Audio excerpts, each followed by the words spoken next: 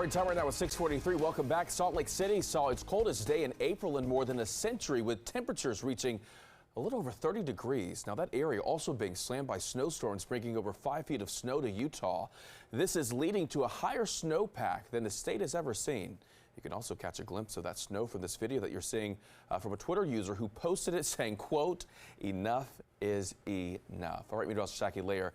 Folks, if they like skiing out there, imagine it's perfect timing for that. Yeah, perfect timing for that. But back here locally, in terms of record-breaking, we saw record-breaking warmth yesterday afternoon with those highs well into the upper 80s. Today, we'll see those highs low to mid 80s. And out there this morning, already off towards a warm and muggy start. This afternoon, though, a cold front will be swinging through, and that will be battling it out with that warm and muggy air that we'll be seeing out there today, with the cooler and drier air behind it. So right along it, we'll be seeing those stronger to severe thunderstorms possible. It looks like that window of opportunity will be between 2 and 7 p.m. today. That is when you'll have to be weather aware.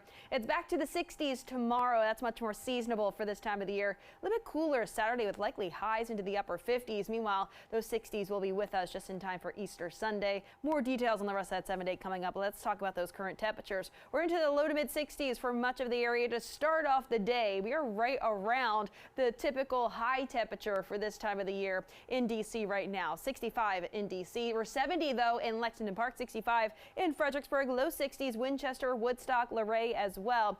Back off behind that cold front, much colder air back over towards the Midwest. The Midwest dealt with that severe weather yesterday associated with this cold front, and this is that front that will be pushing through from west to east through the day. It is quite muggy. When you're talking about dew points right around 60, that's that sticky feel to the air, but much drier and much lower dew points farther off towards the north and west. That will settle in as we look ahead towards tomorrow. But the radar out there right now looks like the bulk of the rain still across parts of Tennessee and Kentucky right now.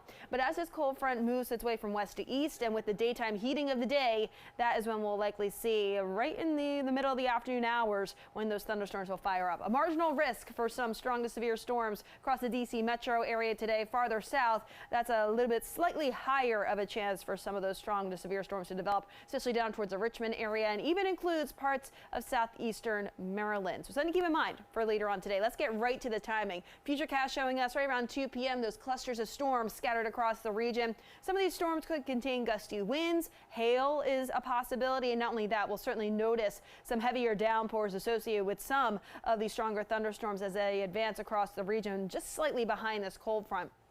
Then as we get towards later on this evening, still dealing with a few more of those scattered showers and storms, sorry, about 6 p.m. Looks like by 7 p.m. though, the bulk of the area just seeing a few showers here and there, but it looks like the intensity of those storms will be slightly lower as we get towards 7 p.m. once the cooler air is ushered in behind that front.